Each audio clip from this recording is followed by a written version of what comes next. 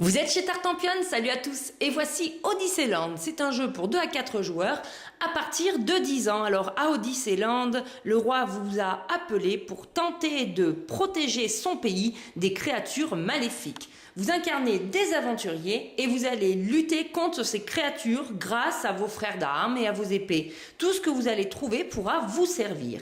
Donc on a un grand plateau de jeu qui représente le pays. Toutes les cases sont numérotées et ordonnées. En haut, on a une ligne avec les lettres et à la verticale, on a une ligne avec les chiffres. En début de partie, on installe comme ceci nos aventuriers tout là-haut sur leur case. Alors ici, j'ai fait une installation à 4 joueurs. Et à 4 joueurs, on enlève 2 aventuriers par couleur. Vous voyez, je les ai mis de côté. Chaque couleur, chaque joueur a sa propre couleur et on est présent dans toutes les lettres et les 4 premières lignes. Alors pour vous aider à installer, il faut bien suivre la règle de jeu. Vous voyez, on va suivre ce petit tableau-là qui vous dit selon le nombre de joueurs, le nombre d'aventuriers que vous retirez, ainsi que les frères d'armes et les épées que vous allez enlever de la réserve. Alors, les frères d'armes, ils sont où? Ils sont ici, ce sont des aventuriers mais qui sont communs à tout le monde. Et ici, on a un tas de jetons épées, différentes valeurs. Eh bien, comme la condition de fin de partie est due à cette réserve, c'est pour ça qu'on vous dit d'en enlever ou pas en début de partie. En effet, la partie se termine quand les 2 réserves sont épuisées. Alors, on n'installe pas que ça dans Odysseyland, on va également préparer notre territoire. Pour ceci, on va piocher les cartes territoire. On en pioche 8 en début de partie. Donc, vous voyez, moi, je les ai toutes préparées ici. Hop, elles m'attendent. Et je regarde la première, et bien, c'est la B9. Donc, c'est là où je vais devoir poser ce type de jeton. Et ce type de jeton, c'est des jetons herbes. On a aussi une réserve herbe sur le côté du plateau de jeu. Pareil, les jetons herbes ont différentes valeurs. Donc, on me dit en B9, eh bien, il y a un jeton herbe. Donc, je regarde la lettre B et je remonte pour chercher le 9. Hop, on l'a ici, B9. Du coup, l'herbe sera ici. Et c'est bien fait parce que les illustrations correspondent toujours au type de jeton que l'on doit poser. Donc, ça y est, j'ai fait mon B9. Je défausse donc la carte et je continue. Alors, ici, j'ai affaire à une carte qui me demande de mettre une épée en C3. Eh bien, je prends une épée au hasard. Alors, les épées et les herbes sont face cachée pour qu'on ne connaisse pas à l'avance leur valeur. Donc, C, c'est ici, et 3, c'est là, ben, c'est une épée. Et ainsi de suite, je continue. Donc, un frère d'armes de la réserve que je vais placer ici en C10, vous voyez. Donc là aussi, les frères d'armes sont dans les villes. Où est-ce que j'ai mis mon épée? J'ai dit en C3, regardez, je l'ai mise dans la rivière, vous suivez pas? C3, c'est tout là-haut. Allez, on continue. En G1, on met une herbe, c'est parti. Donc G1, alors G1, hop, c'est tout là-haut.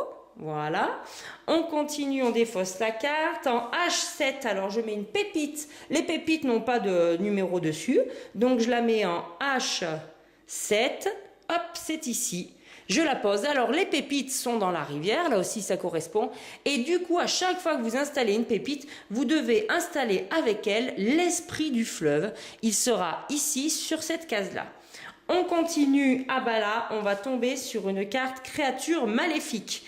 En D7, eh bien, c'est parti. Je pioche dans la pile une carte créature maléfique. Voilà comment est-ce qu'elle se présente. Et je la mets du coup en D7. Hop là, c'est ici. Les créatures maléfiques apparaissent dans le brouillard. Alors à chaque fois qu'on pioche une carte créature maléfique, on doit tout de suite piocher une autre carte de la pile, une carte territoire. Et je fais apparaître du coup une pépite en I5.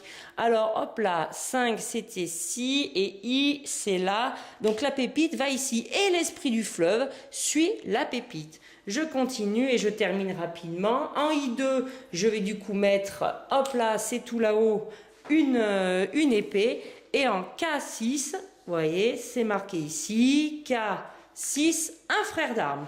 Voilà pour l'installation de départ. Ça, c'est fait. On n'y revient pas dessus. Et bien maintenant, comment on joue à son tour de jeu? Chaque joueur va faire la même chose quand ça sera à lui de jouer. Il commencera toujours par piocher 2 cartes territoire. Donc, le premier joueur va piocher ça et rajouter un frère d'armes en F4. C'est ici, voilà. Et il continue, il repioche. Créature maléfique en J7. Allez hop, c'est parti, J7. Et comme c'est une créature maléfique, là, il a bien pioché ces deux cartes territoire. mais avec une créature maléfique, on doit toujours repiocher. H1, hop là, il y a une herbe qui arrive tout là-haut. Allez, ben, il a fait sa phase d'exploration de territoire. Maintenant, il va pouvoir avancer un ou des aventuriers. Alors, comment est-ce qu'on avance les aventuriers? C'est très très simple. Ils vont toujours dans deux sens, dans deux directions et jamais dans les deux autres. Soit au sud, soit à l'est ou les deux, mais jamais ils repartent au nord et jamais ils revont à l'ouest. Ce qui veut dire qu'au fur et à mesure de la partie, on va démarrer de là-haut et on va progressivement s'étendre dans ce sens-là, mais personne ne pourra plus revenir en arrière. Ça, faut bien connaître cette règle-là. Alors ensuite, qu'est-ce qu'on déplace? On peut soit déplacer deux aventuriers, soit on déplace un seul aventurier. Donc, admettons, c'est le joueur violet qui joue. Il peut décider d'avancer son aventurier et d'aller jusqu'ici pour prendre un frère d'armes. Alors, de combien on le déplace? Eh bien, on le déplace d'autant de cases qu'on veut. Vous avez vu, j'ai pas compté. J'ai avancé autant que je voulais. Vous voyez, je suis arrivé ici sur la case où il y a un frère d'armes et j'ai pas compté le nombre de cases. Ça compte pour un déplacement. Après, je peux repartir avec le même aventurier parce que là, j'ai décidé de m'arrêter pour prendre un frère d'armes et les frères d'armes vont me suivre. Donc, premier mouvement, c'est ça. Et je peux décider de faire un deuxième mouvement, hop, et de descendre jusqu'où je veux. J'ai pas de limite. On peut sauter par-dessus les autres aventuriers. On peut même éviter, si on veut, les tuiles herbes ou les tuiles épées. Par contre, la chose qu'on ne peut pas faire, on ne peut pas éviter une créature maléfique et on ne peut pas passer par-dessus l'esprit du fleuve. Ça, c'est pas possible. Donc, on va comme ça ramasser nos herbes, nos épées. On pourra ramasser aussi les pépites. Et puis, quand on décidera qu'on sera prêt, on ira affronter les créatures maléfiques. Alors, comment est-ce qu'on va gagner les points de victoire? Alors ça, c'est à vous de décider. Vous allez me dire, mais comment ça, je décide? Eh bien oui, parce que vous avez 3 scénarios dans le jeu. Et selon les scénarios, vous ne gagnerez pas les points de victoire de la même manière. Par exemple, si on regarde le scénario numéro 1, eh bien vous gagnerez essentiellement des points de victoire par rapport au nombre de frères d'armes qui vous accompagneront. Alors vous l'avez vu, hein, là je vous l'ai montré, les frères d'armes, quand je suis sur la case avec un frère d'armes, après quand je me déplace, eh bien il me suit. Et je peux comme ça les amasser au fur et à mesure de la partie. Dans le scénario 1, c'est un petit peu ce que vous allez faire. Vous gagnerez également des points de victoire si vous combattez les créatures. Alors, comment est-ce qu'on combat les créatures? C'est assez simple. Il suffit de se rendre sur la case de la créature et là, on va tester votre combativité et la comparer à celle de la créature. Pour la vaincre, il faut au minimum avoir le nombre rouge qu'elle affiche. Donc ici, en l'occurrence, 14. Et si vous réussissez à la vaincre, eh bien, vous remporterez le nombre de points de victoire dessinés en bas à droite de la tuile. Donc ici, 7 points de victoire. Alors, qu'est-ce qu'on regarde pour voir si vous avez de la combativité? Eh bien déjà, si vous êtes un aventurier à votre couleur, ça vous fera 1 point. Ensuite, qu'est-ce qu'on va rajouter à ce chiffre de combativité? On va rajouter éventuellement si vous êtes arrivé avec des frères d'armes.